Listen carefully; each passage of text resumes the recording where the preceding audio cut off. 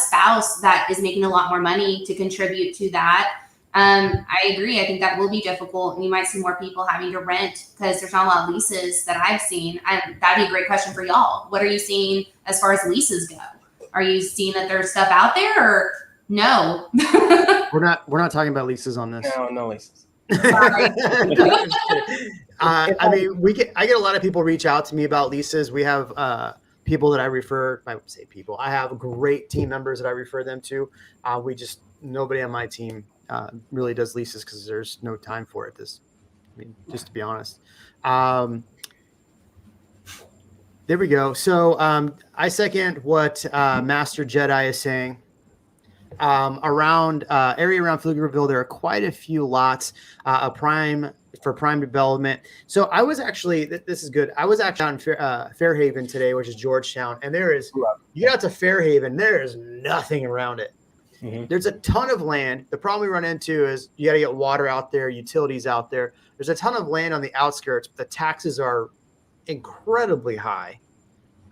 Do you see, but the question is, do we see developments making it out there quickly? Like that's the thing is we see all this land, but it's going to take years to develop it, right? Am I wrong? Well, I still wanted to answer the teacher question. Can I come back? Come on, Ian. I know. I didn't have a chance. Hold on. I'll keep it short. Let me go back to the question. Yeah. There you go. Sarah's a super cool mom. Go ahead, Ian. Thank you. So I think the thing that a lot of people are overlooking is that when you're looking at these websites that are doing rating scales, they're not only rating the quality of the test scores, but they're also rating things that are subjective, like diversity, right? And without going too deep into it, when you're looking at a score, the diversity is going to change, which will impact the score. So will the amount of money that's coming in. All of these things are variables that I don't think everyone's considering when they're looking at these sites. I think it's a really important consideration. So all these numbers are very skewed based on even throwing that one variable in there. I have further opinions on that I don't know. No, I don't know are good for a stream. No, go ahead. No. I don't. You put yourself in the hot water you want to put yourself in. So no. So, I'm just I agree. I didn't want to say it, but I agree with Ian. Like I think it's a terrible metric. I think it's completely subjective. It's terribly subjective, and I think it's created by. I don't know why those even created to give people a sense of security that they're choosing the right place to live based on their, culture or social needs or something like that. I just think it's really silly. But like I said, I went to a really terrible public school, and I besides the mullet, I think I turned out okay. I think the mullet defines you. So I did have a Trans Am at one time. You make the mullet. The mullet doesn't make you. So Ian's point, here's the diversity metric. I mean, they have an A, but I've seen other specific schools that are brought down, like their overall grade brought down because of diversity, which no one on this channel is discounting diversity. Please don't say we're doing that. But what I wanted to point out is health and safety. What the heck I don't know what health and safety what does that mean? I know. What does that even mean? Yeah. How do they measure that? In clubs and activities, so we're talking about mechanics club, robot club, what clubs are we talking about? Maybe French club. French club. Yeah, exactly. Oui. So I just crepes in the morning. That's it. Yeah. You know what? Sarah, I was in French club. That's why I'm making fun of it. All right. So there was actually a really good thought out question here that I brought up. And I thought, this would be a good one. Do you think coming inflation will drive up home prices artificially? Will rates rise? It's a good one. That's a thinker. Oh, while rates rise. While rates, yeah. Yeah, Sarah, what do you think about that? Sarah, help us. We don't know. Yeah, so honestly, let's think about this, right? So inflation is the arch enemy of interest rates. So as inflation rises, it's going to cause interest rates to rise without question. So I think that will price more people out of the market as interest rates rise. right? So I think that you're going to see less people making those offers over asking. And I'm thinking like when inflation goes full fledged, right? I'm thinking like when we finally see it go up and then it causes rates to go up in like the high 3s and low 4s and things like that. I think that it will actually cause things to level out a little bit, and it won't, I don't see home prices going up anymore because you're going to have less people that will be able to buy. And also I think that you would be able to get more money as a seller if you have it kind of where it's at right now. I can't see it go up any higher and then have people bid on it and make more money. I don't know. Like, I think if you price it higher and the people have higher rates where they can't even buy it to begin with, it's just going to hurt everybody. And my opinion. And I'll add that with inflation going up and rates rising, generally that means that prices are going to have to eventually come down because people are going to be priced out of the market, and that may help reduce some of the demand. And so in order for things to become affordable, those prices, I would imagine, would have to come down a little bit. So so John, to answer your question, yeah. So after 9 o'clock, we have the auction. So the live stream really should only be an hour long, but we go 2 hours and maybe 3. But we call really after 9 o'clock the after hour show, and so so that's where Kevin's going, the after hour show. We got we're all gonna. It's going to get crazy. I don't want to give it away too much. His jacket comes off. You want me to lose the jacket? Would that help? Is that going to help? I'm over here burning up, and this guy's wearing a jacket. Oh, here we go. Just messing. All right. Here. This show is not kids friendly today, folks. All right. So I just screwed my button. So Antone, look, man. Ian is super cool. In fact, Ian and I and anyone who's available can come tomorrow, either at 10 or 10:30. I got my hair cut so I can show up at 10 tomorrow. We're doing Valentina's barbecue tomorrow at 10 a.m. to get some solid breakfast and solid tacos. Kevin, you in? Kovac, you live way up north. So what time? 10? 10. Oh, I'm down. All right. See you. There we go. See? Sarah? We know you can't go. I am sorry. I know. Yeah, you're too busy making sure we close on time. We're out eating tacos. That's important, though. That's important. Can I share my masterminding? Yes, Kevin. Can I share my? Okay, you guys know I like to think about things like on multiple layers, right? It's not like, I mean, yes, supply and demand curve is linear, right? But if you look at supply and demand curves over multiple. If you segment it into smaller segments, buyer pools, basically, here's kind of the way I would see this playing out. And if you want to bookmark this, timestamp this in the YouTube video, and then come back to this later on, like remind me in 365 hour and 14 minutes. I said that 5 years ago. Yeah. So the buyer demand right now is based on people that can afford the houses that are currently listed in our market. Yeah. So the buyer demand that you see is actually cutting out a complete set of buyers that previously would have been able to buy a home in Austin and now aren't. And so those people aren't even being factored in to the overall buyer demand. So the assumption that people make is that rising interest rates and rising prices here are going to drive buyers out.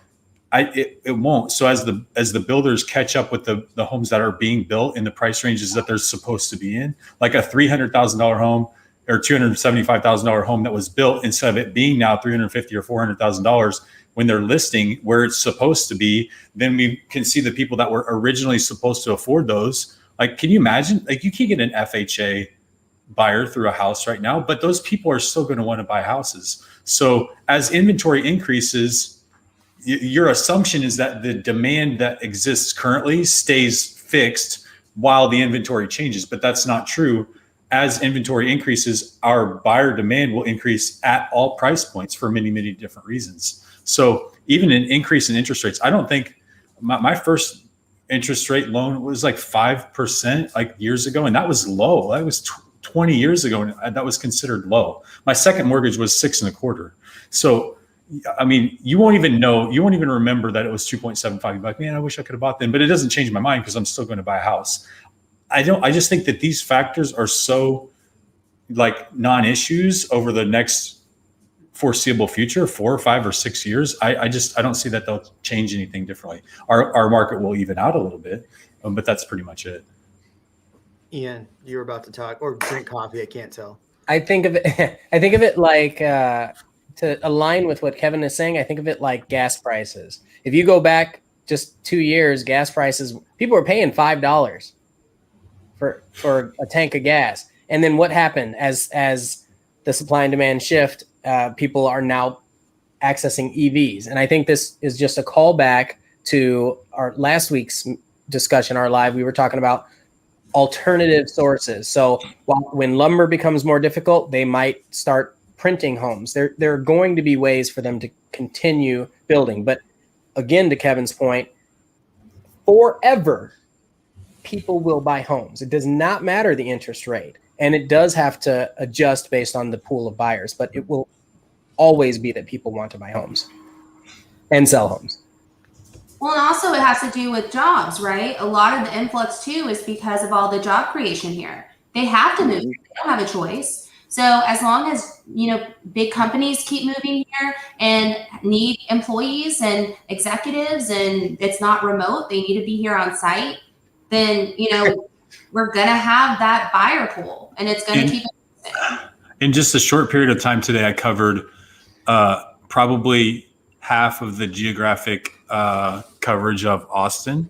I went downtown. Today, I went downtown. We left downtown at 1:00. I drove Riverside to the airport, to the toll road, by the Tesla factory, around the toll road, down 290 through Manor. And you drive a big truck, right? Yeah, I drive. Okay, sure. But and then we drove up to the Domain. Then we went up Harmer. Then we went to Leander. Then to Georgetown and back to the downtown by 5:00. Like, we are spoiled to live in a city that is this accessible. So what's going to happen? These guys are all talking about doing developments and all this wide open space land. I mean, there's so much room that this city is going to grow. It's going to blow your mind. Like, I think we're going to, right now we're serving only a specific population of people that can really afford to buy here. But when these developers are able to get hold of some of these parcels of land and build something that is still relatively affordable, you're going to have a new set of buyer demand. Like Sarah said, you're going to have people that actually are going to work in this city that can live quite a bit closer. Because right now, people that are working blue collar jobs in and around the city, they either have to rent, and rent prices aren't cheap, but if they want to own, they have to live in who knows how far away, Lockhart sometimes, or definitely like Kyle and Buda, San Marcos. Somebody said something about Manor earlier, didn't they? Manor, Pflugerville, yeah. Manor. I think the comment was something about I wouldn't live in Manor. Something. Yeah, why would you come here to live in Manor? When you said you'd live in Las Vegas. Yeah. Well, I think if you're gonna be homeless, I wouldn't be homeless here either. I'd be homeless I'd be homeless in San Diego. I mean, if I'm gonna be homeless, I'm gonna be homeless in San Diego or Hawaii. LA, or a place that's got great. Cancun. No, maybe not Cancun. But I mean, that's in Austin, we've now made it legal to camp wherever you want, except for in front of City Hall. So there's that. So all right, Mark, I will not disappoint you. I promise. I am going to get to you. Can we answer the follow the HEB's question? Yeah, follow the HEB's question. Sorry. So before we answer any more of these questions, I want to say Dinosaur D, killing it tonight. Mark, killing it tonight. Master Jedi, you must be an assassin. You're definitely an assassin tonight. So thank you. And why not? Well, why yes. So here we go. Follow the HEBs. So this is always a good question on our thing because there's no HEB in Manor. So that's why would you live in Manor, right? Or is there, Ian? Tell them about the HEB opening up. So it's interesting. It's like, what HEB has? What's interesting is HEB owns land in a lot of places. And we've talked about this before too, right? And it seems like they have this land and they're waiting for the timing. They're playing the game just like all these other developers are. Once there's a certain population percentage increase or something, then they're like, you know what, we're going to start developing.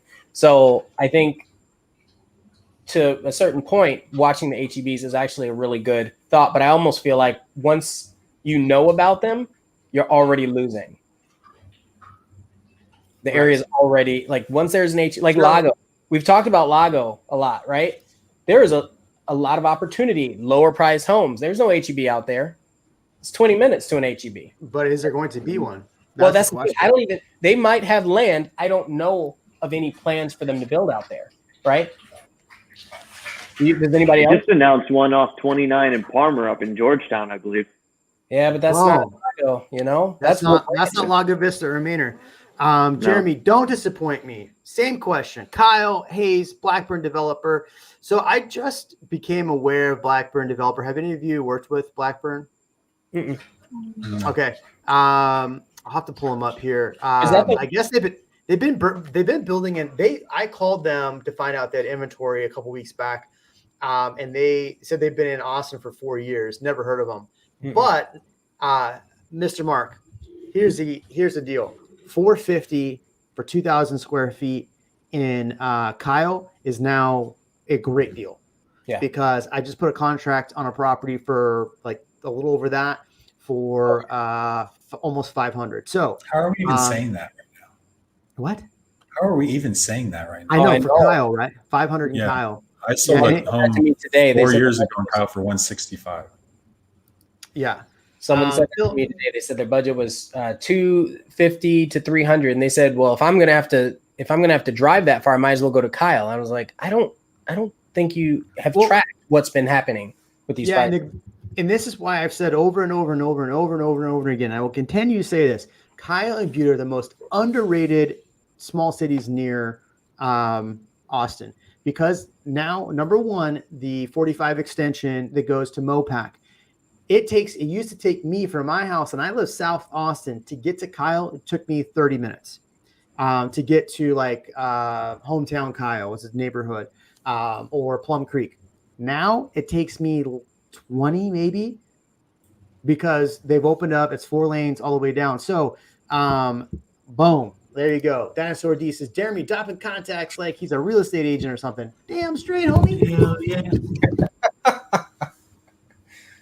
I mean, if this Blackburn is building what they show on their website, I think they could be a good market disruptor for us. I'm glad that somebody else is building something that doesn't look like 99% of these other homes that they're building. It's plans that they picked 10 years ago, you know. Can you share your screen so we can pull it up? Heck no. Go to blackburnhomes.com. Oh, Big Mama. Yes. You want to talk about New Braunfels? Let's do it. I think it's the best up and coming area outside of Austin. In fact, it's already, I wouldn't even say up and coming. It's already here. New Braunfels. If you want to invest in New Braunfels, do it. I highly recommend it. Look, New Braunfels is 45 minutes to Austin. It's close to San Antonio.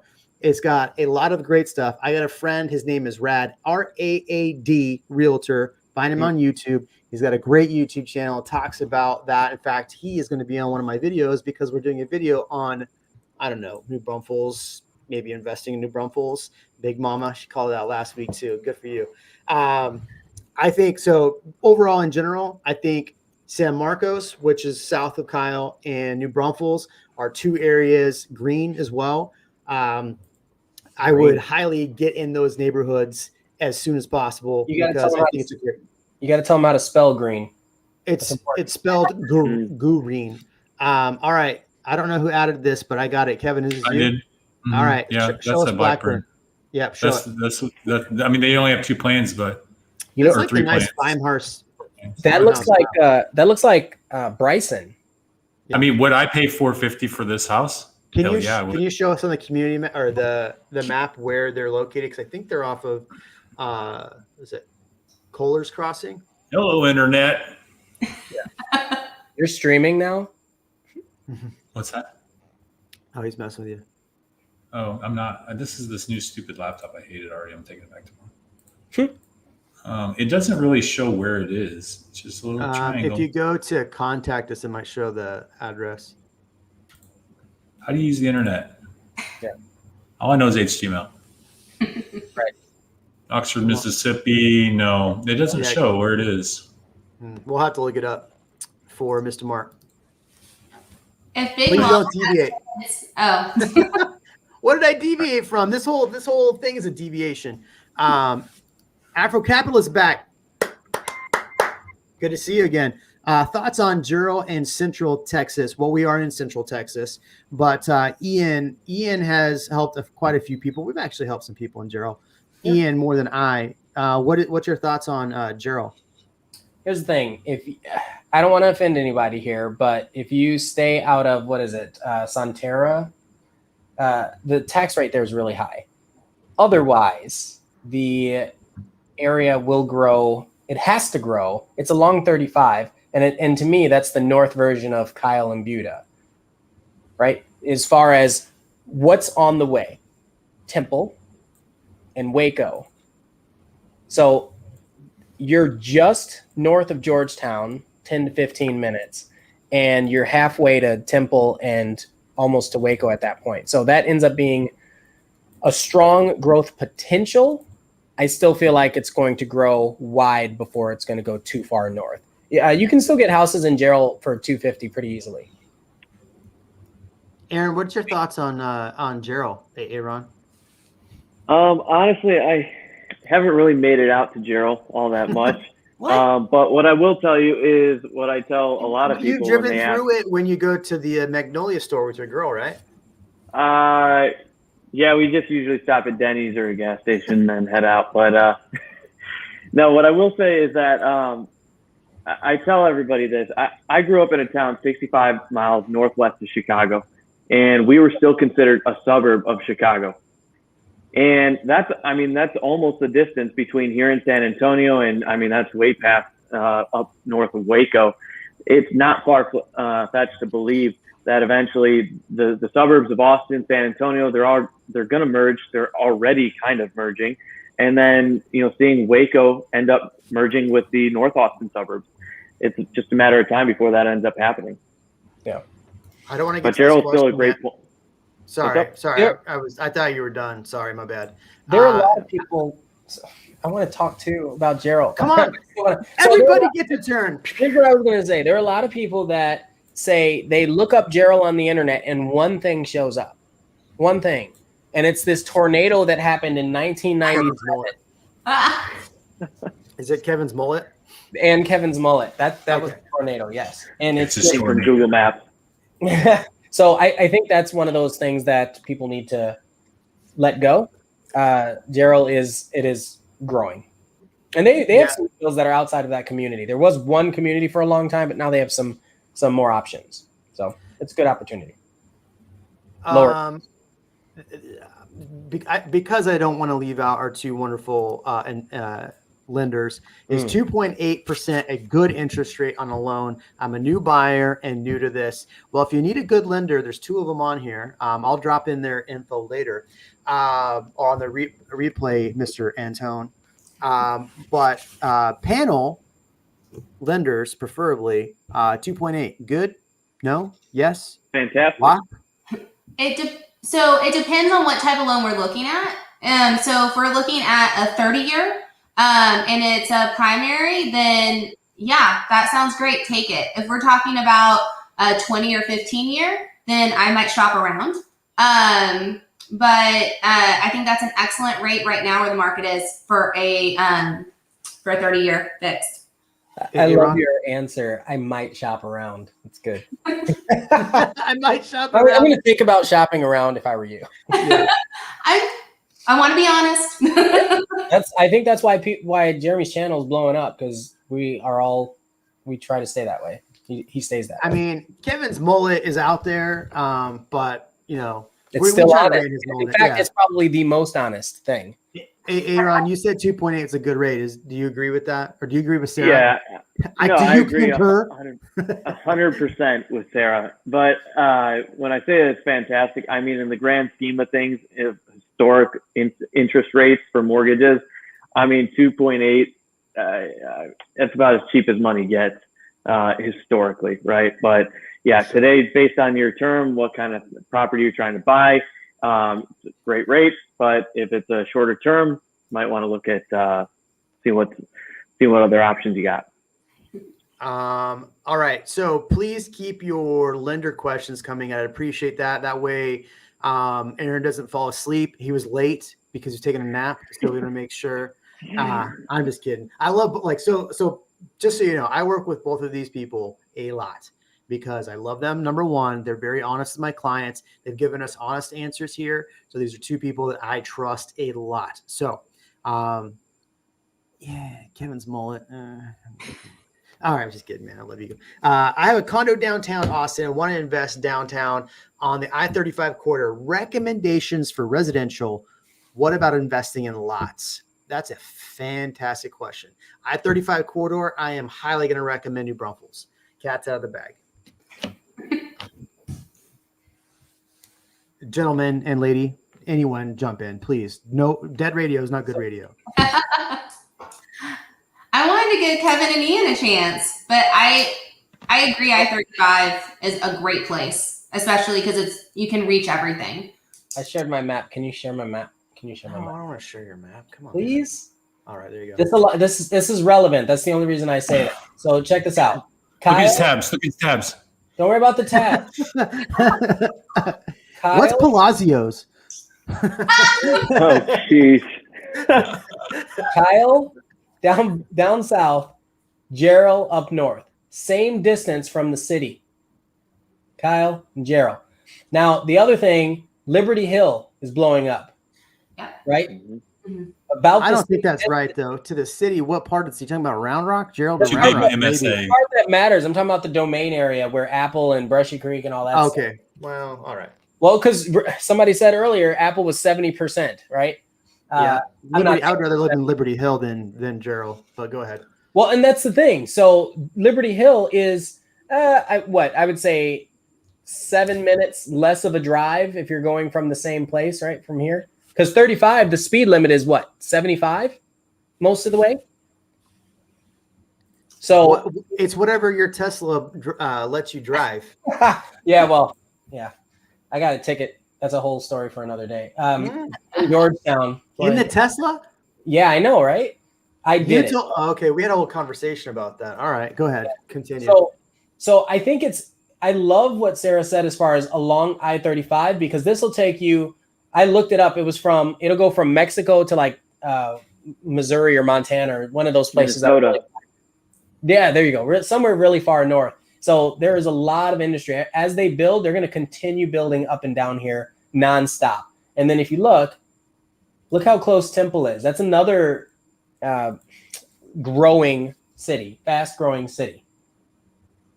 So Gerald's, it's in a good spot to grow. But just like Kyle and San Marcos, those are both very solid. So if you're looking to stay north and you're trying to get that lower price point, Gerald is very solid. If you're going to go south for whatever reason, I don't know why you do. No, I'm just kidding. Then Kyle and Butte are very, very solid. But it's almost an equal distance. That's the important point. So, sorry, lenders. Antone's got a lender. Sorry. But he's closing in Houston. So, Houston, it's humid. Yeah. So, can we talk about that too? So, I drove to Houston Sunday to Katy. Where's Katy? It's like right here, right? East side, yeah. It's right here. West side. It took me 2 hours and 23 minutes. Yeah. It takes forever. Well, that's not really that bad. Think about it. Houston, yeah. So I was also in Chicago, and it would take me an hour to get. We should draw a line from College Station, just kind of at an angle 45 down, and cut the rest of Texas out. Yeah, there you go. I mean, it's your map. It's your map. I'm just saying what you should do with it. Yeah. Is it harder for out-of-staters to get loans with local lenders? Boom. Ian, your screen's out, man. We're past this. This is a great question. This is a great question. Everyone, listen to the answers of this. This is a great question. Did I say that? Sarah. No, we do not discriminate. All money is created equal. We are happy to help anyone and everyone. And I actually, ironically, I get this question when I have people that are non-permanent residents and permanent residents as well. thinking like if they get treated differently, different rates than U.S. citizens? And the answer to that is no, as well. So we are happy to work with anyone and everyone. Do you agree, Aaron? What? Absolutely. And So, same but what's goes for visa holders or DACA recipients. So the question is it harder though for out-of-staters? Like what do they need to have in order to get a loan in Texas, right? Do they have to live here or be moving here in order to get a loan? So I would say the thing that comes to mind the most is their ability to work here compared to where they're working, from whatever state they're working in. Whether they have the ability to work remotely, if they're changing jobs and working with an employer locally, or internal transfer with their employer. I think the thing that I see come up the most is with self-employed borrowers. People who may not have an e-commerce or a business that can just be picked up, something that they can do if they're on the beach in Mexico or, on vacation somewhere across the country.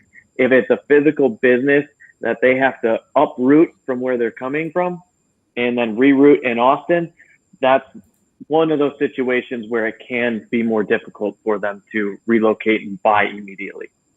How about you, Sarah? No, I completely agree. So I think that the benefit with the situation we've had since the pandemic is a lot of people are remote. So a lot of the people relocating and the out-of-staters that I've worked with have been remote, and it doesn't affect their employment at all. But if you're moving here, and I mentioned this last time too, you can't be remote, you need to have at least an offer letter and a job here, and it needs to be salaried and not hourly without a guaranteed minimum amount of hours. And again, I completely agree with Aaron. Self-employment, if it's something that you can't do remote, online, and it is dependent on where you live and you're uprooting that, we need to see typically a 1 to 2 year history here in Austin or Texas to show that it will not impact your income. Awesome. Well said. Well said. I agree.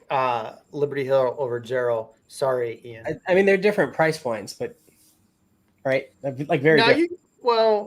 Yeah. I mean, Gerald. When people say Liberty Hill, they're pretty much saying Santa Rita Ranch, right? And you cannot get a house in there. First, you can't get a house there, but if you did, it's going to be north of 500 right now, 450 right now. So, in Gerald, you can get one for 250. It's a little different.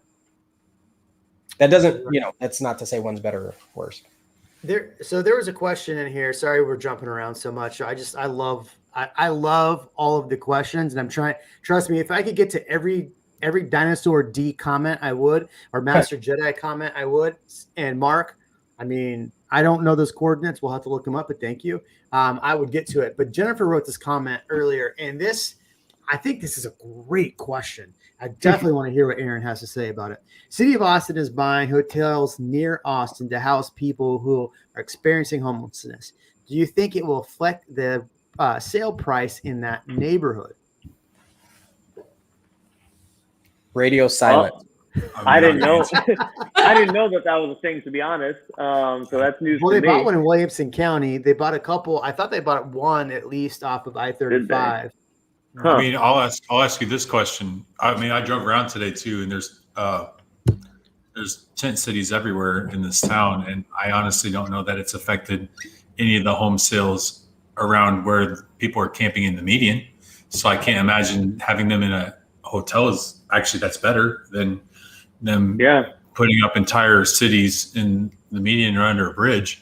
So hopefully that gets addressed. Generally, I don't see that's going to be an issue though long term. Honestly, there's apartment complexes and everything all over the city. Yeah, I mean, if it's being isolated to one specific area, I can't see that affecting. Well, here's the thing, Sarah. I know you want to talk. I'm gonna let you get to it. They put in community first, and everybody was worried the neighborhoods around community first. Now, community first is much different, right? Mobile Loaves and Fishes, but they put in community first, which is tiny homes for the homeless, and they do a very good job there. And the neighborhood next to it was very worried that they were going to have issues, and they have not, because they manage. Community first does a very good job of what they do. Sarah, go ahead. I was just going to say, I was very curious about this. So I I'm very ghostly right now, but I was just looking this up real quick. And so far, they've approved to buy one motel to help with homelessness in North Austin. And it's the Candlewood Suites near US 183 and the 45 toll road. But I mean, I was just very interested to find out more. I mean, I know that going downtown, the homelessness has increased a lot from when I used to live downtown. And I actually was talking to a client the other day that had mentioned it and said they watched YouTube videos about Austin homelessness, and that everyone said, "Oh no, they're friendly, like they're part of Austin, and they're really good homeless people or something." And I'm curious to see what this video is. But I will say this, like when 20 years ago, or 10 to 15 years ago, like we had Leslie. Do you guys remember Leslie? No one? Oh my goodness. Okay. Leslie's oh yeah, I remember the person who would ride a the bike in their Daisy Dukes. Yeah. He was like our homeless, like he ran for mayor. Everyone knew him. He was a buddy. People saw concerts. Like Leslie was, our mascot. He was Austin mascot until he passed away. I don't know if that's the right word. Did he pass away? I didn't know that. Yeah, yeah. And it was a big deal for us Austinites. But it's not like that anymore. It's different. It's not, the homelessness is different. And maybe this will be a good way to kind of help free up downtown a little bit so it's safer and more people can buy downtown. I don't know. What are y'all thoughts? Kevin, would you buy near Tent City? Sure, why not? I don't have a problem with it. What's a tent city? Like Austin? You really underestimate what I am far less concerned about a lot of things I think other people make a big deal out of, which for no reason. I'll live in places like people like, I won't live next to a railroad track. I grew up next to a railroad track. I wasn't that bad. Like a train comes through every once in a while. And you still own trailer parks, right? I do. I still own one trailer park. I mean, listen, there's a need for home. And can you even call somebody homeless if they're living in a hotel? Like, what, they need a new name for that person. They're a person. They have a home now. Yeah. So I don't know. I'm not trying to sound like holier than thou. I really think that there's factors at play here that if it comes down to it and it's a home in a neighborhood that you want to be in, and there's only one home that's available and it's affordable, I think you're going to care less that it's around some of these things that maybe you would care about before. But the tents are temporary. I think it's going to flesh itself out in the next couple of years. So, yeah, I mean, there's push to overturn the camping ban. Is that what it is? Yeah, camping ban. So, I mean, there's push for that. So we'll see what happens. I mean, a lot of tax dollars are about to come into Austin this year. It's going to be insane. So, we'll see. Did I see that they wanted to rename something a public restroom, Mayor Adler public restroom? Did you see that? Say public restroom? Yeah, they want somebody. Mayor Adler is a public restroom, sure. No, I just saw this on the news or something that somebody was petitioning, or they were saying like it was legit. They wanted to rename a stretch of highway the Mayor Adler public restroom, and it was completely legit. Oh, that makes a lot more sense. Okay, I thought they were naming a public restroom Mayor Adler. No, a stretch petition for a restroom. I'm not trying to get off topic of interest rates here. Did you haven't shown people Elon's new home yet, have you? Oh, I haven't. I'll let you. Do you have it? Yeah. You want me to show it? Yeah. This is completely speculative, by the way. You can put the thumbnail in this video, you going like this, Elon's new house. Okay, yeah. Okay, throw it up there and I'll bring it on. Oh, hold on. How's Manor? So while you're doing that, how's Manor? It's never really discussed. And I would have to disagree and say we talk about Manor quite a bit. We've talked about too much. Yeah. So Manor, we've talked about a lot. That's why I think we don't talk about it anymore.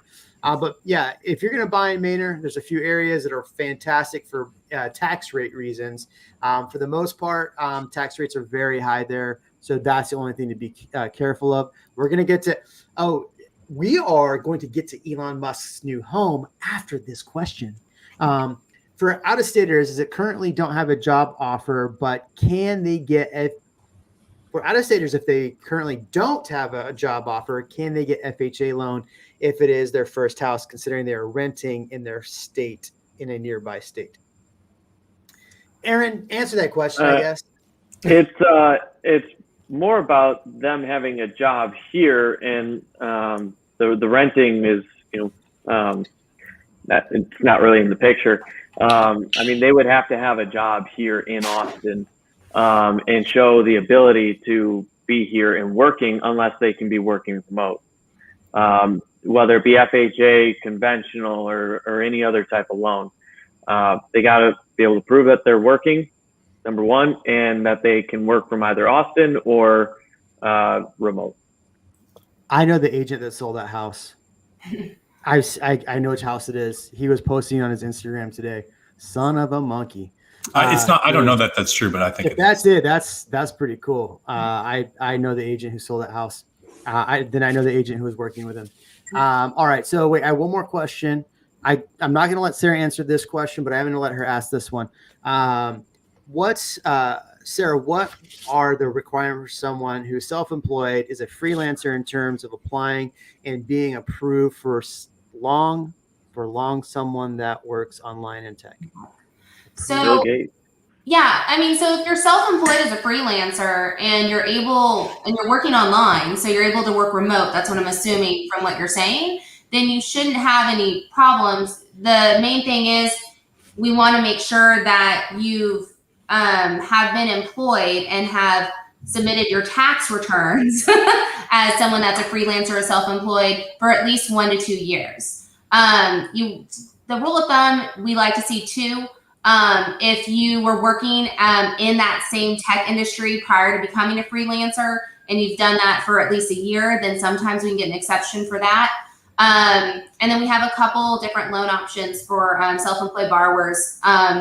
One's based off tax returns, one's based off bank statements. So, but yeah, I mean, that shouldn't be a problem if everything's remote and online. Just make sure that it's not brand new and you just started this year, then you will need to have to wait until we at least have 1 to 2 tax returns from you.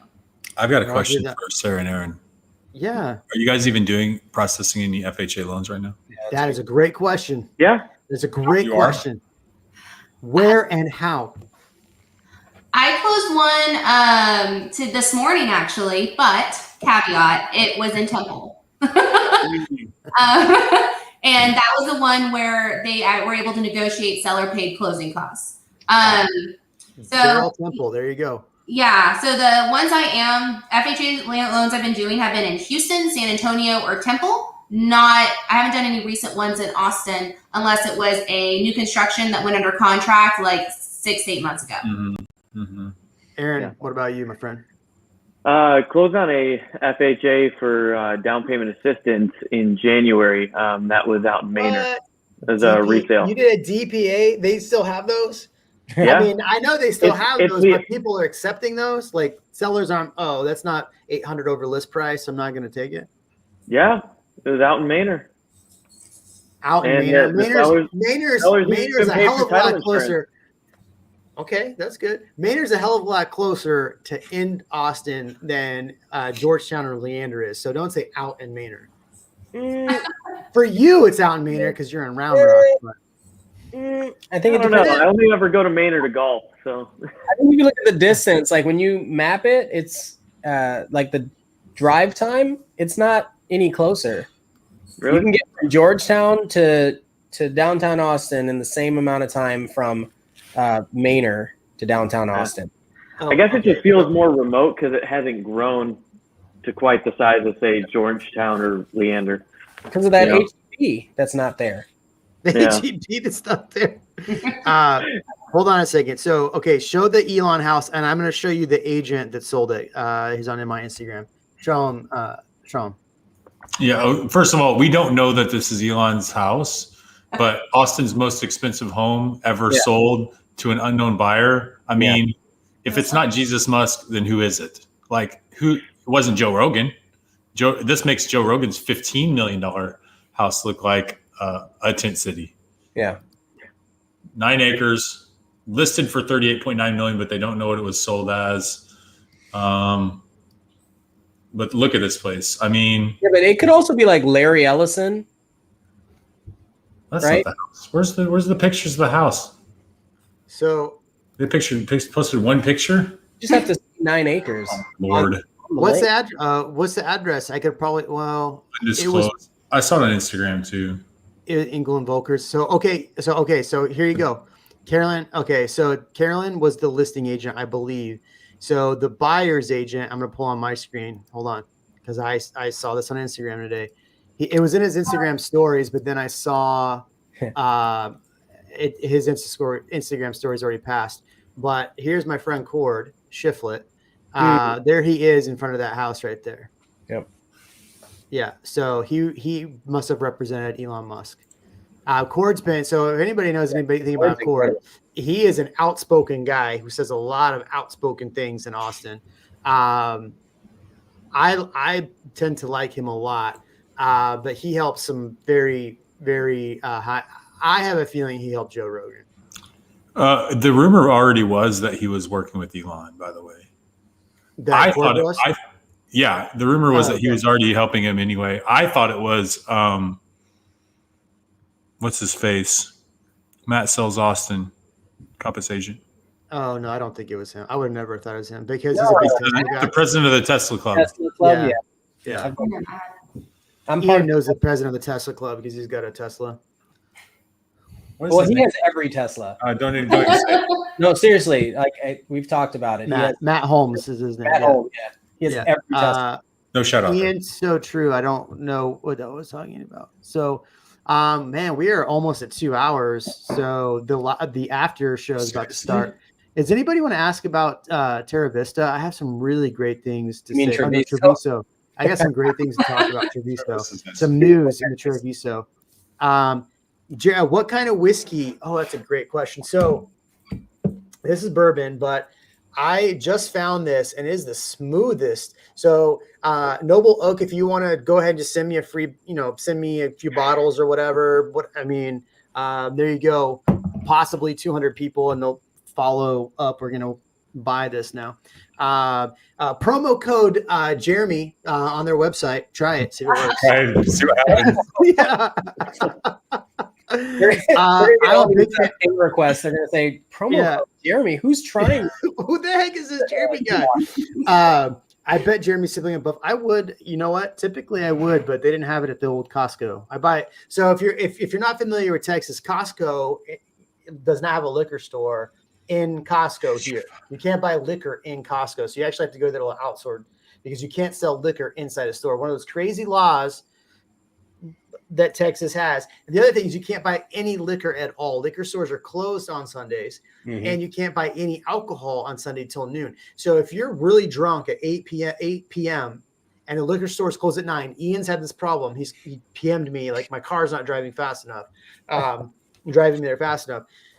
If you don't buy your liquor for the next day and it's like 8 p.m., there's a lot of accidents at 8 p.m. in Texas because people are trying to drive the liquor store to buy their liquor before the store closes. So, yeah. When I was in Little Rock, people are going to cringe when I say this, but it's a moist state. It is. Do you know what that means in regards to liquor stores? No clue. It just sounded awesome.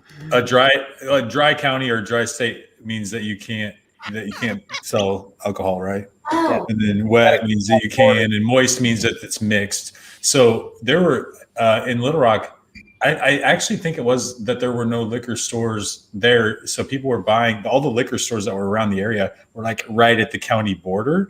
And then if you did go to a place that sold alcohol in some of the dry or the moist counties, you had to become a member of the club. So they signed you up for a club membership just to serve you alcohol at like a bar. No. So in tech, like when I was in college, I had friends that went to school in Lubbock, at Texas Tech, and that was dry. I think they changed it eventually, but everyone would go to the Strip, and it was like this lit up neon sign. It looked like Vegas, and it's like right outside the line, I guess that boundary mark. And so that's the county line. Get alcohol. Was it the county line? Is that where? Because there's a restaurant called County Line. Jeremy's alcohol hour. Yeah, we're about to hit the time when I start drinking, which is 9:00. So I don't have anything, man. So all right, Easton Park. So all right. So okay, let's go back. There's a lot of great comments. I'm going to try to get through some of these comments. Speed I round. appreciate you all staying. Aaron, I appreciate you for being on for 2 hours when you were late.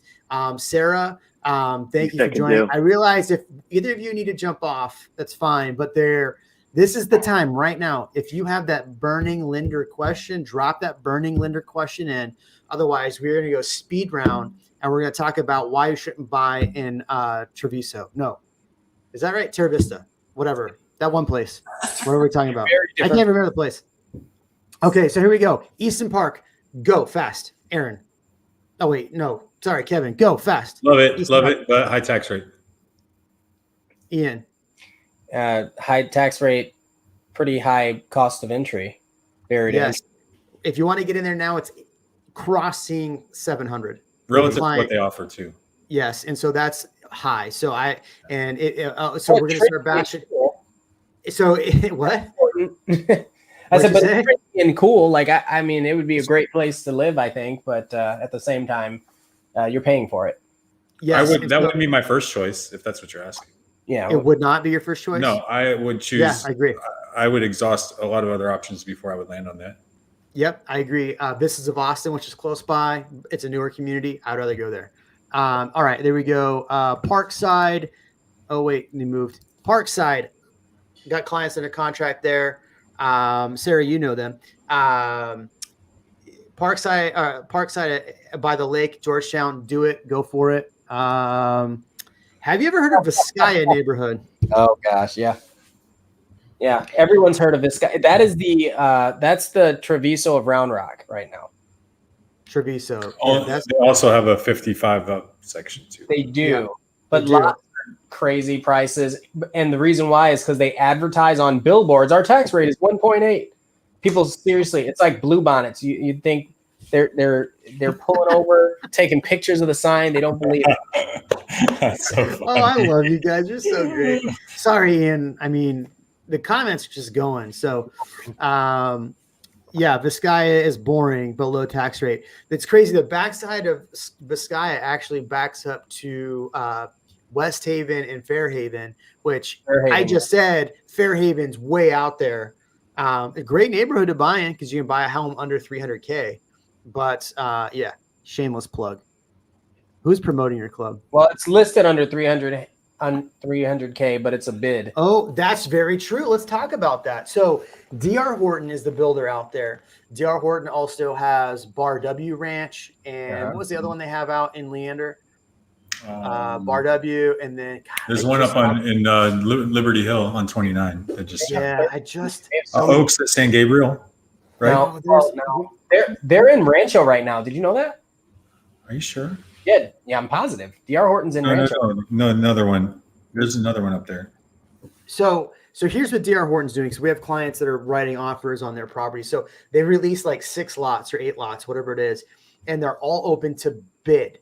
So you have to basically write an offer like it was on the resale market, even though it's an inventory home. Right? And they're not even built yet, right? So they basically spec them out. Like, okay, here's the tile. Here's everything we're going to put in it. Okay, here's the base price that we're going to sell it at. Write an offer. And so we had a client actually write an offer for $45,000 over and did not get it for an inventory home. Mm-hmm. It's nuts. Yeah. So better than a lottery. It is better than a lottery. It's less risky. Let me take a step back. So not sure if it's a lender question, but I know you said, Jeremy, that you do not escrow. What are the pros and cons of that? God, some great questions. I think it's preference. Questions. Yeah. All right. It's so totally preference, whether they want the mortgage payment to collect their taxes and insurance for them, or if they want to pay it themselves at the end of the year.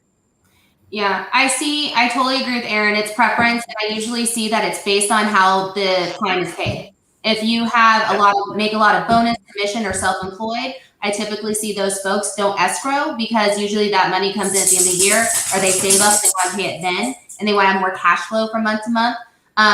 At my folks that are salaried or, that make certain amount, that are, for 40 hours a week, they generally like to escrow so that they're good to go and they don't have to worry about having a big payment around the holidays. Yes. The reason why I don't escrow is I spend my money better than my escrow spends my money. That's it. I mean, I would rather invest that in stocks, and if I lose it, I mean, I'll sell the property. But I'd rather invest it in something than it's sitting in an escrow and not collect any money, because you could put that in a high yield account, that 10 grand in a high yield account. So most properties, let's just say most properties would be $10,000 in property taxes. I would rather just take 10 grand, put it in a high yield account, rent out the property, because we have rentals that we do that on, even our own personal property. And then at the end of the year, put in a high yield account, just put the money there, and then I've made money on it. Well, if I put it in an escrow, I make no money on it. So that's why I don't do it. Here's a fantastic question. And I think, you know what, I think this is a good question even for lenders, because lenders are going to face this too, because you have to tell people what they're approved for based on property taxes. So imagine in 6 months when the new property valuations come out and properties are now $1,500, $2,000, $3,000 more in property taxes. That adds $400 of the payment. So how will property taxes be kept in check so people can stay? So people here can stay. Anyone have a remote answer for that? Reelect new officials. Yeah, I think that's going to be very interesting. And without getting too deep into the word politics as a construct, just think there is a huge shift of influx of people that are part of the voting system here, and that is going to be a determining factor. Period. Yeah, that's not an answer. There's no answer there. It just means that that stuff is shifting. Well, here's the deal. So before I start, Kevin, I'll let you jump in. We've had a dry time without you here. You even got the color changing lights. Look Am I supposed to say something? Yeah. How are we going to keep property taxes in check, Kevin? I'm turning it to pink. I don't think that our city or our county is interested in changing the property taxes. To be honest with you, why would they? They don't have any interest in doing that. Their city's growing without it. Would you, if you owned a company, and the city is a company, right? They're a business like anything else. If you owned a company, and I promise you, because I worked for a lot of big companies, if you do something for them, it's never enough. So the city's not going to be like that and like, well, what could we offer our people to make them stay? They're going to stay regardless. So we're just going to keep raising the taxes. And honestly, the rates rates have never changed much anywhere, no matter where you've ever lived. And the property values are driven by demand too. So that's not a random thing either. There's no good answer to that. If you want to continue to live in Austin, then it's going to be considered a cost of living. So if you don't want to pay the property taxes, then I'll help you sell your house, but I can't help you buy another. We don't have a state income tax, so it's offset with property taxes, and that's what people have to realize. Aaron's right, because that's actually a huge factor. And what that does is it actually attracts more people to Texas that care more about saving way more on their higher income bills. Texas, not Austin. Yeah. What's that? It's in Texas, maybe not Austin.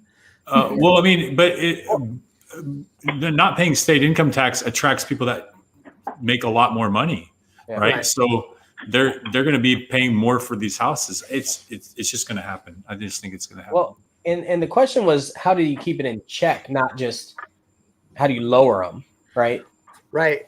So, I mean, you can fight. So I think we will see this year. So here's what I think. I think so many new residents and so many, residents that have been here, May, June, when these property taxes come out, and I've prefaced and I've told people in my neighborhood, be prepared for a $2,000 increase in your property taxes, and they think I'm crazy. Prop A is going to add easily in my neighborhood. Easily is going to add $700 in property taxes, and on top of that, they're going to say, well, now my house, a $500,000 house is now worth $750, $800. So now you're paying these new property taxes. So I'm telling people in my neighborhood, be very prepared that this is going to happen. And I think that you'll see by July a lot of people upset that their property taxes are going up so high, and there will be a push to have some legislation to help in Austin. I guarantee that will happen. So our property taxes adjusted yearly? The answer is yes. Your tax rate stays the same. It may come down depending on the neighborhood you're in. If you have a PID or a MUD and it comes off.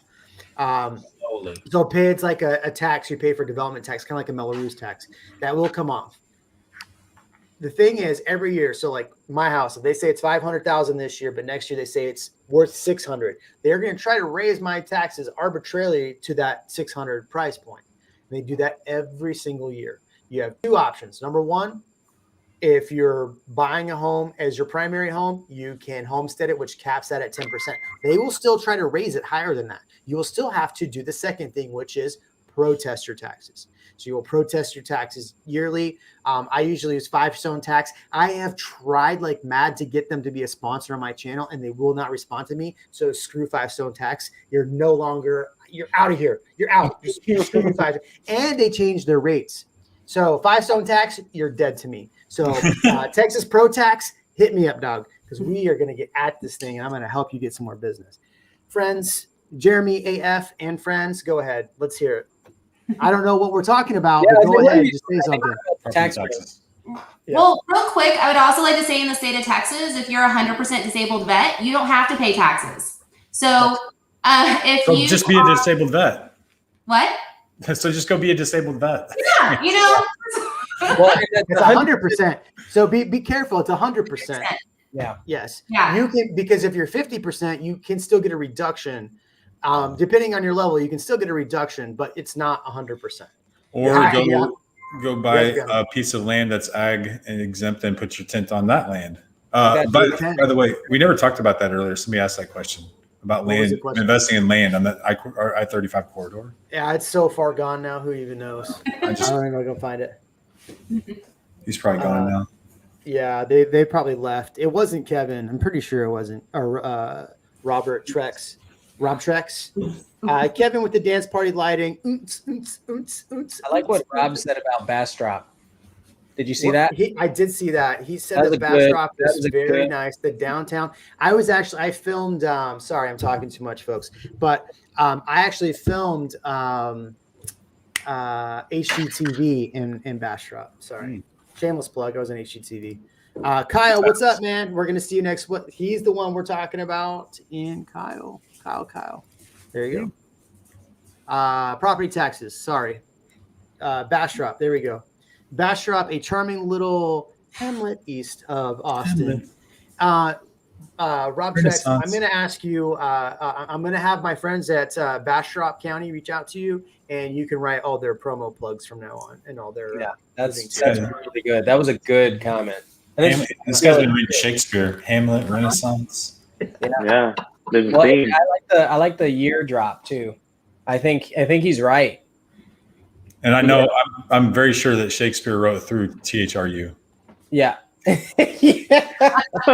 Imagine.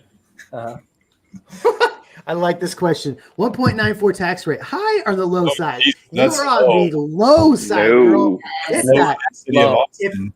If you found a house for 1.94 tax rate, jump on that and hold on tight, because that is a gold mine right there. Well, I'll tell you what it is. Whisper Valley is 1.94. No. There's a No. They don't tell you about that on the website. Sorry. It's a low tax rate, and then they're like, but mud 1%. Yeah. I hate when they do that. It's so I miserable. know.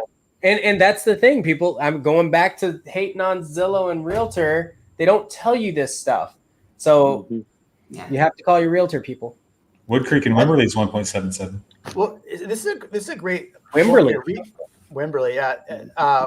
Refi your home with the new prices and pay the taxes. The thing is, if you already got a home at 2.75% interest rate, where are you gonna refi at? How do you refi? There's no 1.75% refi. So that's where people are gonna be in trouble this year. Buying points or something. What are you saying? If anybody on the stream wants to help come develop a mobile home community here, I'll help you out with that, because I do go over very well here. I do. Yeah, I'm not kidding. I'm not either. Actually, All right. There's I a actually- pizza lane in Lockhart I want to get. let's go for it because I know a developer that'll help us. Let's go. Let's do it right now. I got a 24 developer. acres ready. I actually met a developer the other day who's awesome. Go, Sarah. Just talk over me, Sarah. Don't mind me. Go ahead. Your turn. No. Go ahead, Sarah. Go ahead, No, we were doing that to you. You have the Go floor. ahead. So it's public, Dinosaur D. To answer the question, You just go to. you can just go to the county appraisal district and you can type in Oh. literally anybody's address and go see what their tax rate Yeah. is. If you're in Hayes, go to Hayes CAD, Travis CAD. I don't know Williams County is Will CAD. But that's work. Okay. Sorry, Sarah. We cut you off. You had a point to make. A very Oh, good did one. I? No. I was just saying if you really want to go in for the manufactured home park, I actually have helped a couple people with the. Are we doing a deal here? I love Are we it. doing a deal? Yeah. Can we name it? What's the name of your channel? Jeremy Knight, best realtor in Austin, mobile home It's your community. LLC. favorite Austin realtor is what he Your calls favorite it. Austin realtor LLC. Mobile home extraordinaire. We're changing the name of the channel to Jeremy Knight AF for Jeremy Knight and Friends. JAF. Yeah. JK. JK. Well, my middle name's JA, so JAKAF. Yeah, but JK is like a thing, right? And AF is a thing. I decided I'm going to name my YouTube channel Kevin Knight, your favoriter Austin. You're more favoriter. Hey, I'm still here. I was asking about investing in lots or even commercial. Put a little warehouse and a lot of good luck. Unless it can cash flow. If you can't cash flow dirt, then don't. You need to be cash flowing or another way to build equity besides just sitting on it. So. What about Kyle, Buda, San Marcos? Sarah, this is for you. Kyle, Buda, or San Marcos?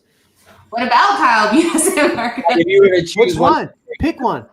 Oh, I mean, honestly, they're all great. I mean, do you want to float the river? Do you want a lot of things for families? I mean, they're really great areas. I like all three of them. And if you can find a house and it fits your price point in any of those, and you want to be south, I would take any of them. They're all great. I think That name sounds like a kid that left Kentucky to become an international soccer star. Kyle Buda San Marcos. Aaron, we know you live north, so northy, which would you pick? Honestly, I really like Georgetown or Leander. I would say Georgetown. The question is Kyle, Butte, or San Marcos. Get the. I'm with him on Georgetown. Man, Yeah, he's gone. We took him off. Look, he doesn't need to be on the screen anymore. I'm just messing with you. Kyle, Butte, or San Marcos. Those are your choices. To live, I'm going to say Buda, and for an investment property, I'm going to say San Marcos because of the college there. Got it. Mr. Kevin Mulletman. JKAF. Jack off. JK. AF. There's the A in there though.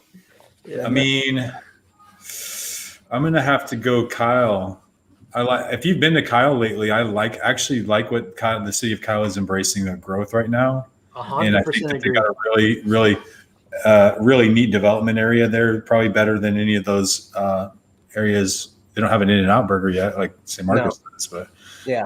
And that's where what is that, 15 or whatever, where you take the exit there to go the back way to Wimberley, or not Wimberley. You know what I mean? The back way to go to Austin. 1626 will take you to get you there. But before there, when you take the exit at Kyle or whatever it is, that area to get to 1626, that whole growth area, I think is being very responsibly developed. So if I was going to do it, I'd choose Kyle in that area, Palm Creek area. Is that over where, not Bass Pro, but the other one, the big one? That's Cabela's. Cabela's is in Buda. But here's the thing. So I've been on the Buda Chamber of Commerce. I've been a part of them.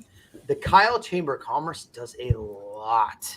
So I think Buda is well known. But if you were going to look at all three of these, I'll break them down for you. Kyle, definitely a great place to invest. I think long term, it's going to see a lot of growth. Buda will see a lot of growth as well, but I think Kyle's doing a lot to bring in big corporations to bring some of these plants there, right? San Marcos, Ian nailed it when he said the universities there. Somebody Aaron said that. Aaron, we led you back on the stream. Oh crap! Yeah, That's right. I'm back. I'm back, baby. I think San Marcos would be a great place to invest. The next best place would be New Braunfels. Okay, moving on. New Brownsville. Yeah, New Brownsville. How many people do you know call it that? Yeah, a lot. The thing about San Marcos though is they have a really cool downtown area. Like if you want to go just off of downtown area, San Marcos beats wins all three. And they got shopping. And like Sarah said, and you have the river, and you have the premium outlets. You have a lot, or prime, one of those, but you have a lot of things.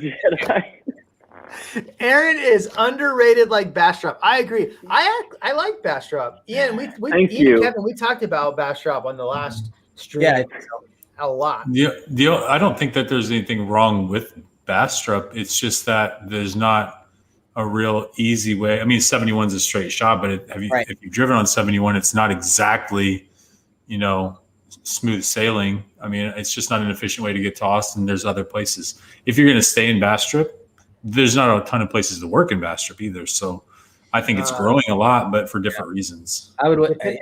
Is satellite internet coming to Bastrop? Because right now. Yeah, and what's it called? What's Elon's? Well, Starlink. Yeah, like once that's up in the air, I don't know. Bastrop has a lot of trees too, but once that's up in the air, then you should be in good shape in all of these places. I think calling back to Kevin's point 9 podcasts ago, you cannot go wrong if you have everything that you need in this area. Sarah's going to say something. I want to say something after she's done too. Oh, I was just saying, I actually have one of my team members that lives in Bastrop. And I tried to send her something via Amazon, and they couldn't even get to her. So once Amazon can get to everyone in Bastrop, then it's a great place to be. I think Amazon is more important than HEB being there. They have an HEB, though. There it is. They have an HEB. You know what I'm actually disappointed with on a complete other note? Lucky's too. Sorry. Prime Now. Like, did you not abuse Prime Now? Like, they don't even offer that anymore except for groceries. Do you guys not remember that? I ordered a PlayStation 4 and it was delivered to my house within 1 hour. They used to do that stuff all the time on regular Amazon stuff. They only do that with groceries now. I think Bastrop is popular for other reasons, though. I don't think it's other. I think what you're seeing there is just a general increase in the housing market. I don't necessarily think it's a lot of people that are in Austin. I think people are actually, in some cases, retiring there or, right sizing to Bastrop and having a kind of a chill lifestyle. I think it's Eagle Ridge or Eagle Ranch. I forget the name of it, but we've had clients, Eagle Ridge, just purchasing there. So if you can afford like the 500 to 600 range, acre lots, beautiful homes. They're not too far out to Bastrop. In fact, when you're there, you're close enough to go enjoy all the Bastrop stuff. You're close to Buc-ee's. There's a really cool gun shop right there too, if that's your thing. So, and there's a church somewhere over there too. So that's your thing too. You got it. So yeah, there's plenty of churches over there. There's a really cool place to grab burgers at. Forgive me, I'll never remember the name of it because I was only there once. But let's roll. Aaron, I'm sorry you're so sleepy, man. If you need to take a little nap and come back, don't worry, we're gonna be here for a while. Kevin, you're such good. a I might grab a beer though. Go grab a beer. Nobody's stopping you from grabbing a beer. This is we're into the twilight now, my friend. Grab a drink. No one's stopping you. Sarah's been chugging mojitos over there. So see, there you go. Her labelless cup. Oh, this question's come up once or twice. Is flooding a problem in Bastrop? No. Here's and we said this in the last podcast, is that or the last stream, whatever you want to call this.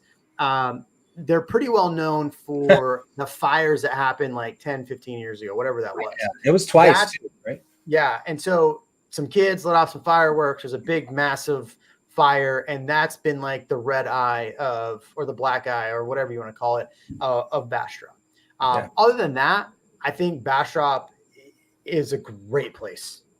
Yep. I mean, we've said that several times. So thank God Aaron's gone, guys. Jeez, that guy was just bringing us down. Oh, hey, sorry, Aaron. There he is. Hey, yeah. All right. What did you choose, Aaron? What's that? What did you Dos choose? Equis. Nailed it. Dos Equis. I know Aaron very It's well. not a Texas beer. That is a very Texas beer. My Very wife great is from Texas beer. Mexico, so. All right. Lime? Oh, yeah. Okay. You said the magic word. Aaron went to get a beer. Perfect. All right. So, what other questions did y'all want to answer on here? Did you want to? So, since we have two lenders, was there anything you wanted to plug, bring up, talk about as a lender?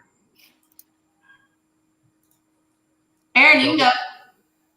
No, I'm sorry. My headphones were cutting in and out. What was the question again? See, showed up late, headphones cutting in and out, like this guy. Jesus. Can you hear now? Oh God, Aaron's gone. Aaron's gone. I got a man down. All right, Sarah, go ahead, Sarah. Yeah, so just any kind of catch-all that I want to say as a lender. Yeah, go for it. So I would just say that prepare the people for buying in Austin in this crazy ass market. yes. Austin right now is crazy. You're not going to get anything right list price. You'd be prepared to offer over asking. Be prepared you want to have probably about 25% to be able to offer over asking. If not, just be prepared to look outside of the Austin area. If that doesn't hit your mark, I don't want to completely discourage. I don't want to be a dream killer. Yeah. First time home buyer and you don't have a lot of extra money, that's fine. But you're going to just need to know that you can't be really picky, or you can't find you're not going to be able to find something right in downtown Austin. You're going to need to be open to moving farther out. But if you're on the fence, we're probably going to see rates continue to increase gradually. I would go ahead, I don't have a crystal ball, but assume that we're in a rate increasing environment. So if you're on the fence to buy, I would go ahead and do it now versus kicking yourself later. I already have people doing that from last year. They wanted to wait and see what happened after the pandemic. And they're like, oh, no, it's going to go down. There's going to be all these houses that come on the market. And now they're kicking themselves because the house that they're looking at last year is like 100,000 more.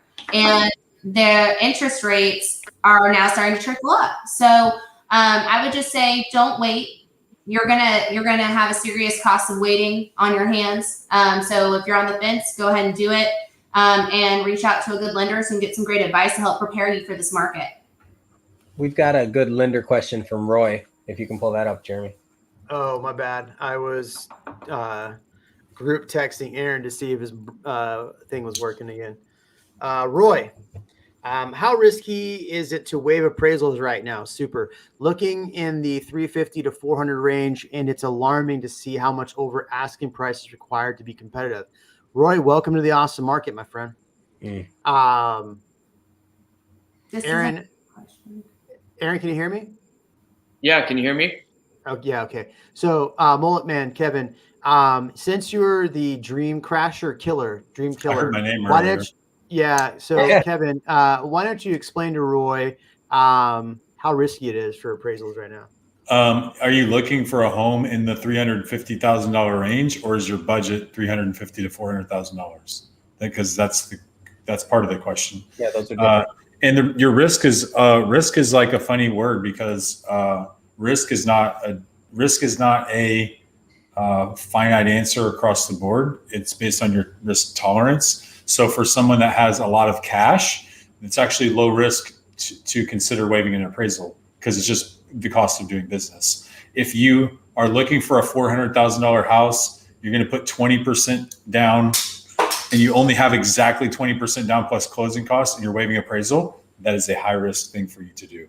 So if your budget is $400,000, then you need to be looking at houses that are $300,000 if you're strapped on cash. If you're not strapped on cash, look in the 350 range, be willing to go to 450, waive the appraisal, and make up with the difference in cash. And maybe work with your lender. And Sarah and Aaron might actually be able to answer this too. Like, this is a good question for them, but I'd like your opinion on things. So, well, I'm saying, like, if you have a lender, or if you have a loan pre-approval for 20% down, and you were planning on paying 20% down, would it make more sense to shift that to a lower percentage down, and then use that extra cash if you had to come above contract price for the appraisal? Yeah, I was actually going to add that if you had mentioned it. Because there's different ways that we can look at it to try and restructure it to still make the closing work. And at the end of the day, if you want the house bad enough, we can look at it like we're backing out some of that down payment to use for making up what we lost on the appraisal. Might change some of the finer details with relation to the rate and mortgage insurance. But at the end of the day, if it gets you the keys to that house and you really want it, could be all the difference. Yeah, I completely agree. That's how I've been restructuring borrowers as well, is looking at the 20%. And I literally just had this conversation today, but looking at the lower down payment, and so they can free up that additional cash so they can go ahead and go above asking. Or, you know, they know if the appraisal waiver, if that happens and it appraises low, that we still have some room to still make the deal work for them. I think a point that hasn't been mentioned, but has been mentioned in the past, and I think Kevin, you brought this up before too, is the risk is going to be based on what your purpose is as well, right? So if you're investing, or if this is your primary residence, those are going to be very different situations as well. Yeah. Agreed. Well, I mean, those were all great points. I didn't listen to any of them because this is stuff I've heard all day. So Kevin is one of those rare people that even when they say something, they often offer a new framework for looking at a situation versus just giving random opinions. So I want to say two things. Number one, Kevin, you're awesome. That's why I bring you on here. Number two, that's why I like to bring awesome people on this channel. Aaron, we'll work on you, but Aaron, look, you're the new guy to the channel, okay? So we got to give you the hardest time, right? Coming up with Georgetown asking Sal questions. Look, for a long time, Ian got all the snide comments, South right? Dallas guy. Yeah, he's the South Dallas guy. Kevin, you can't mess with Kevin because he's got a mullet. I mean, you just can't. And you, I mean, you're the new guy. Sarah, I mean, look at Sarah. I'm not going to give Sarah a hard time. All right. There you go. Thanks, guys. Thanks, Jeremy, for doing this. It's fun, good information. I appreciate all you do. You're a great man. Thank you, Intel. Best real estate YouTuber in the U.S., hands down. I doubt that, but thank you. I think so. I've seen people with way more views that aren't nearly as qualified or educated or funny. So, in fact, after I watch your videos, I get suggested other videos from a guy that gets like a ridiculous amount of views. And I'm telling you, I don't see the draw on this other guy. I like Good it. thumbnails. Yeah, it's the thumbnails. Should I just do pictures of myself like this? It reminds me of the time I was. Well, I can't talk about that. So back in the day, I signed up for MySpace. I put on a little Angels hat. I had a little face like this. And I started getting some DMs from people that I was not expecting DMs. Apparently, I put my status as not a straight man on MySpace. So it was kind of eye-opening for myself. Did you do the Michael Scott username, little kid lover? Yeah, no, I did not. Right. But it was quite. You know what? It made me feel good that other people would hit on me. There you go. All right. So moving on from that, my mistake. Lender question. Here we go. I saw it. I went with two lenders, got two appraisals. One was on par with offered price. The other was $40K lower. This is a good question for our lenders on the channel because this does happen, and this is exactly why. What, Kevin and Ian? The answer is I always recommend a local lender. So yeah. That's lenders. Can you explain why you might have two appraisals that are different from each other like that? Yeah. So appraisals are totally subjective to the appraiser. And I agree. It's very important to have a local lender that has an appraisal panel. So when we're putting in those orders for the appraisal, they're with appraisers that know the area and the market. What we see is with a lot of banks or outside lenders or out-of-state lenders, like they just pick whoever. They have no idea what the market's doing. And a lot of times they pick just the cheapest. And so I had one that I competed against where they went with us because the other appraisal went too low with the other company. And it was because they went with someone out in Florida and they didn't know what was going on here. And they didn't know the market at all. And it was way under because I researched the inspector or the appraiser, and they were like out in this tiny little town out of nowhere, and they had no idea what was going on in Austin. And they were trying to compare Austin to like, I don't know, like mineral wells or it just made no sense. So that's why it's really important to pick a local lender so they know what the market is and has good appraisers. Hey, Ron? I would agree with everything that Sarah had mentioned. I concur. At the end of the day, it's an opinion of value. So you're using one person's opinion versus another. Just like all 5 of us, we're gonna have different opinions on whether to live in Buda, Kyle, or San Marcos or Georgetown. You knew that was coming. Sorry. I like Georgetown. I like Georgetown. I was just probably move to Georgetown next. If you're asking me, I think Georgetown is. I think it's probably. If you're talking about all the suburbs, I think it's probably one of the best ones. Yeah. We did kind of like Leander versus Georgetown on one stream. What did we end up on? Did we end up on Georgetown or Leander? I don't remember. We ended up having people complain about the price points.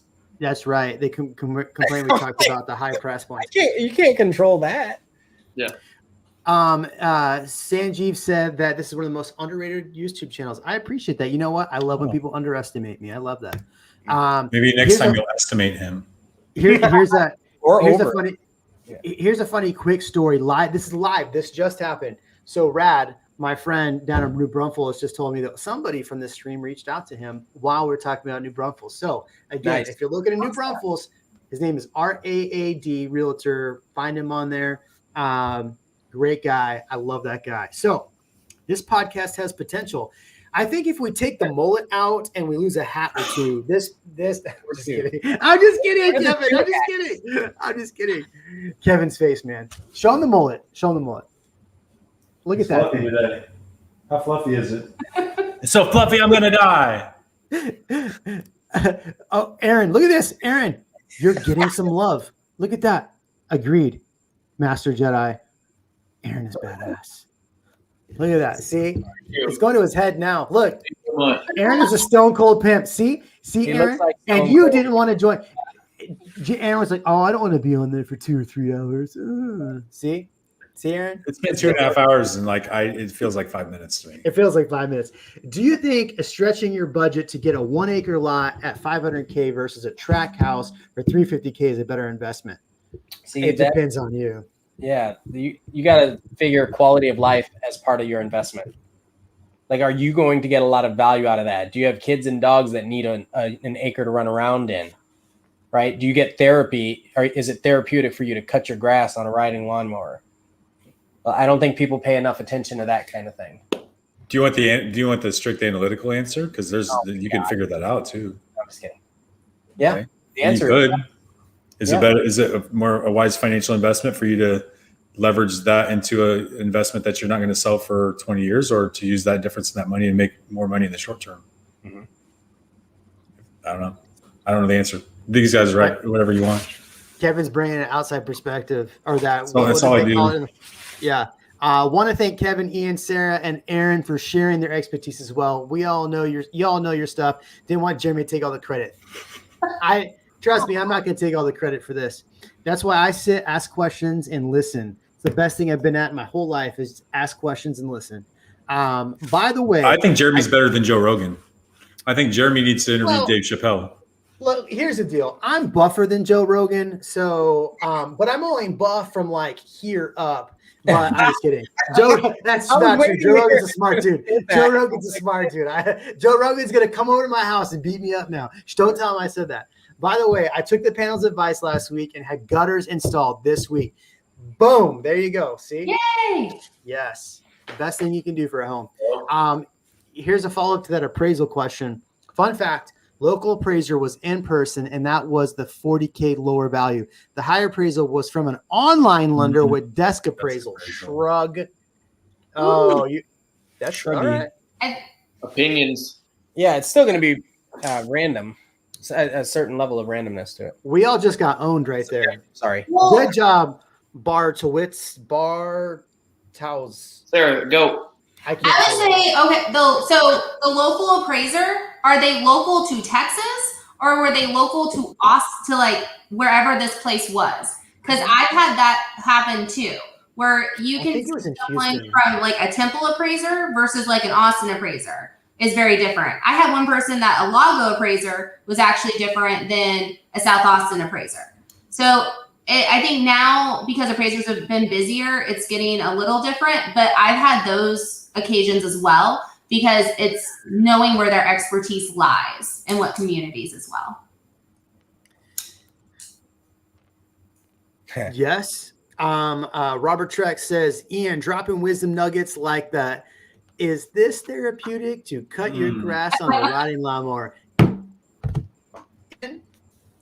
It's like fishing. Like, you know, it matters to people. That's it. Ian has been the longest member of this, besides myself, this channel, and so been on the channel more than you. You've been on, yeah. Ian's actually run my channel when I'm not here. So, yeah. What's funny about this is, like, there's a few times I just got, look, here's the deal. I work a lot, and I put out all this content every week. I'm my own editor. And it's a ton of work. There's weeks where I'm just like, I cannot get a video out, so let's do the live stream. So, oops, there you go. Weeks I can't get content out, I'm doing live stream. And so I would beg Ian to come on my channel. And Ian's like, oh God, I guess. That's how I sound. Nah, he never said that. But to say there's people I appreciate in this world, Ian's high on that list of people I appreciate. Sarah's number 2, Aaron very low on that level. And then where does my mullet fall? Dude, your mullet, I didn't want to say anything, but your mullet is way up there, man. It's way up there. It's the favorite. Hey, can we start a GoFundMe for Jeremy to get an editor? Yeah, please. No, I got quoted content. I got quoted at $1,000 a video today. I'm like, ugh, no, thanks. So that's it's $4,000 probably a worth month. it. $4,000 a month, yeah, maybe. Long-term investment though. Jeremy, your show is going mainstream. I don't know about that. So we are all waiting for your channel merch. Mullet on the shirt. So I'm going to do a hat with my logo. Saying that's. So here's the merch. The merch is going to be this. It is going to be like a symbol from the night group. So it's going to be that little castle. The castle is going to have a fedora hat, and then it's going to have a mullet on the backside. That is the logo. That's the logo. Jesus, I can never cut my hair now. It's going to say it did not come from the bourbon. That's not the bourbon talking. This is the brain right there. It's got to say JKAF under it. JKAF mullet, and then on the F, it's got to have the mullet on the. I mean, you're joking, but you should be writing this down. You're with the Home Alone face. Yeah. My friend calls me all the time. He's like, "Hey, remember the time you were gay on MySpace?" Tells me that all the time. I'm like, "Thanks." You could put that on a shirt too. Yeah. All right. Jeremy's poor wife. Yeah. I'm not messing. I'd buy one of those shirts. Just saying. Okay. Well, we're gonna have Roman to has a good together. question. Did I click on it? Yeah, Asking again. Sorry, Roland. I apologize. Ian over there has been drinking all the bourbon, so I'm not getting all the questions. I apologize. We also missed one from Severum earlier. So all right, we'll go back. All right. Any tips on shopping lenders for new constructions versus builders? This is a great question. Roland, I apologize. I want to apologize to you right now for missing this question. This is a very, very good question. Asking again, any tips for shopping lenders for new construction versus builders under contract with Bluffview and Leander? Lenders, jump on it. Take this. What? Go ahead. You want to take this? Sure. Yeah, so I think this is an excellent question. And I think it's still smart to always shop and have like a local lender with the builder lender. I know there are some builder lenders out there that are offering some amazing incentives, and some of them you can't beat. I know some people that are offering like $15,000. Great, that's awesome. But the one thing to really consider when you're looking at a builder lender and a local lender is communication. Are you going to close on time? And also, even though some of them might be giving some builder incentives, maybe their fees are higher if it's an in-house lender. So you really want to make sure you're comparing apples to apples, and you want to make sure that whatever lender you choose is someone that you trust and will get you to the closing table. And that with all fees created equal is still what you're wanting as far as monthly payment and cash out of pocket. Because I've seen, and I know Jeremy knows this as well, we've had some deals where, we had clients that went with a builder or lender because of incentives were tied to it, and it did not end well. And that's happened a couple of times. So at the end of the day, it really goes with who you trust, especially if the numbers are similar. Go with who you trust and who can get you there. They're just have an influx. Builder lenders and preferred lenders just have an influx of clients right now. So do we want a cajillion, or do you want to be special? Yeah. Anything to add? Yeah, Aaron, jump in, Aaron. Everybody loves you now. You're the heart of the show. Go for it. Second, what Sarah said, builders, they're very competitive, especially with the incentives related to using their in-house lender. And there's a lot of great in-house lenders that are out there. But at the end of the day, a couple of things that may make the difference for you may not make the difference for everybody, but some people out there, communication is a big one. I mean, heck, client I was just speaking to in the past week, they had it out with their builder's lender because they've been trying to lock a rate for the last 2 weeks, and lender hasn't gotten back to them. And when they did get back to them, they provided them rate information from 3 months ago, which is definitely not accurate today. And I have a feeling I sent you that client, Aaron. You did. And Continue. it could be it can make a difference in the whole process. But at the end of the day, we try to be as competitive as we can be against these builder offers. And if the other deal is a better deal, we'll be the first ones to tell you. Based on your situation, that's probably going to be the best deal for you, and I think you should take it. But you should always be weighing your options and not just going with what they're offering. What's interesting is both of you gave very good answers, but I think there's still the gap in how do you choose, right? Because you both have fantastic answers. I think the icing on the cake is if you talk to your realtor, and this is where a realtor comes in, or even friends or whoever, the experience that person has had with the lender speaks volumes as well. I know if a lender has closed multiple deals that I put a higher level of confidence in them to continue doing so. Right. Yeah. And so then at that point, do you just want it to be a one single transaction, one and done? Because at the end of the day, that builder's lender, they're really not going to communicate with you, period, after that loan closes. They're not going to keep the loan. You're not going to make your mortgage payments to them. Where when you use a direct lender, such as CMG, where Sarah and I both work, we service those loans. Our clients come back to us after closing. They ask questions. Hey, what's this with our escrow? What do we do about homestead? And we love to be there for our clients later on after closing. You're not going to get that same type of experience or treatment with the builder's lender. The moment that deal closes, they're done with you. Yeah, exactly. Like every client, I tell them, when you're a client of mine, you're a client for life. You're going to get a 1-year anniversary call. You're going to get, check-ins on your birthday. And we're going to evaluate each year if something has changed and if it makes sense to refinance. Has a life situation happened? Do you need to buy another home? Like what does that look like for you? And Aaron's exactly right. Builders, you're transactionary. You're a transaction.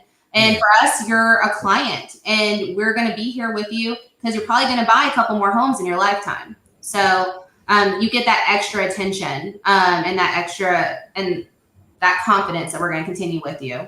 And on that same note, if you're going to buy with a builder, it doesn't hurt to bring a realtor into that regardless. People think that they're not going to, people think they can go directly to the builder, and the builder's not going to encourage you to do this and get a better deal with the builder if they don't have a realtor. The realtor is paid out of the marketing budget of the builder, and they're free to you. Mm-hmm. Find a good realtor, bring them on the process, and get them on that contract with you. I mean, it makes way more sense to do that. They'll advise you on this as you're going versus having, not that we don't want you to come here, but imagine having Jeremy literally like a cute little moto razor in your back pocket that you can just flip open and ask questions to. Did you say moto? It happens. Yeah. Yeah. I'm like, Wow. No. This is it. You go, hey, Jeremy, and then ask the question and I answer it through your iPhone. Boom, nailed it. Screw Siri. Say Jeremy. Boom. Boom. We're going to answer the Lago Vista question. Yeah, you know what? I see this Lago Vista question, right? Answer the Lago Vista question. Do you hate the Lago Vista? Do you hate Lago Vista? And No. here's how I'm going to combat this question. Is by this. How much do you think interest rates will go up by the end of the year? I'm under contract for a new build set to close in August. That's how I answer the Lago Vista question. I'm going to go out on a limb here and say 3.5. We finished the year at 3.5. Ooh. Yeah, I mean, You're just like, hold on one second. You're just like Kevin, and you're the dream killer right there. You're being the dream killer. Hey, Go ahead, Sarah. Worse, anything short of that is going to be awesome. Go ahead, Sarah. I apologize. I was gonna say again, no crystal balls, but okay. Again, Is it because I'm sniffling or what? Sorry, Sarah. I didn't mean to throw that out. I was clicking comments. My apologies. Go ahead. I don't think that's a bad guess at all. I think since right now we're looking, with excellent credit, like something in like the high 2s, low 3s right now, I would definitely say if we're keep on this rate, we're probably looking at something in the mid 3s probably. If you don't have optimal credit, it'll probably be mid to high 3s. But hopefully, it stays where it's at. Again, only time and the Fed will tell. I'm just imagining Kevin walking into a room in slow-mo. I carry a Bluetooth speaker in my pocket to play my intro music. Yeah, he's got some intro. I was envisioning you walking into like Katy Perry, like I come in like a firework. I was thinking more like Back in Black, but if you pin me as a Katy Perry kind of person, I did. I'm changing the color of my light. Yeah, right. You got to fix that. Oh man. Oh man. Hold on. Aaron feels like he's the guy you can trust. Excluding Ian. That's right. Yeah, excluding me. Yeah. Excluding Ian. Yeah. All right. Let's go back to the burning question that everyone has asked about, and that's if we can buy. Oh wait, that wasn't it. A hood investment. That's a good question. It was the Lago Vista question. See that. Here we go. All right, Nicholas. So what do you want to know? Nicholas, what do you want to know? Here, drop a comment. We're going to wait for Nicholas to drop a comment. What do you want to know about Lago Vista? I will let Aaron, because Aaron's the all knowledgeable of things north. Can't think of a thing south. Aaron, what do you love most about Lago? It's scenic. I mean, you get the hills at half the price tag of what you get across the lake in Lakeway. I mean, maybe not half the price tag, but things are a lot cheaper out in Lago. Yeah, it's a little bit more distance. You got to take 1431, but it's scenic. I mean, I like it. There's a lot of great views. Get the same experience you do paying, a third or half the price of what you would in Lakeway. Yeah, so here's the thing about Lago Vista is it's out there. It's on the other side of the lake. It's like if you think of this show, oh God, what was the show where they're running drugs through the casino? Not God, what's the movie? What's the TV show? No, it's a great TV show. Breaking Bad? No. Okay, What? maybe not drugs. Ozark? Money laundering. Ozark. Yeah. Ozark. Ozark. Ozark. Yeah. When I think of Lago Vista, I think of Ozark, right? That's what I think of when I think of Lago Vista. There's nothing out there. You have to be going out there for a reason. Yes, there's some beautiful homes out there, beautiful place to live. But if you're going out there, you're going out there for a reason. Is it a great place to live? Sure, it's a good place to live. If Dripping Springs is an amazing place to live. Shout out, Sarah lives in Dripping Springs. Bastrop is a great place to live. Everywhere around Austin's a great place to live. I have nothing against Lago Vista. The only reason why we don't talk about Lago Vista is there's not a lot to talk about because there's nothing out there. There's beautiful lake views. Not It's yet. beautiful. Right. That Do you know Well, go what? Do you ahead. know what Lago Vista's motto is? Oh, I know this. Do you know why the motto of Oklahoma is okay? Because it couldn't spell mediocre. No, Lago Vista's motto is one way in, no way out. That's why I don't like it. I mean, that's I don't like it. If you're going to live in Austin and work, then it's not an ideal place. Although there's some pretty places on the north side of the river closer to Cedar Park, but I still wouldn't pay as much as they're asking right now. But if you're going to retire in Austin, I think Lago Vista is actually pretty sweet. You can go to HEB once a week and Cedar Park and chill on the calm side of the Cedar lake. Park. Yeah. But there's some beautiful places there. There's a great property I just looked up on a half-acre brand new construction for $800. I retired. Lago has a lot of topography, so you have that scenic.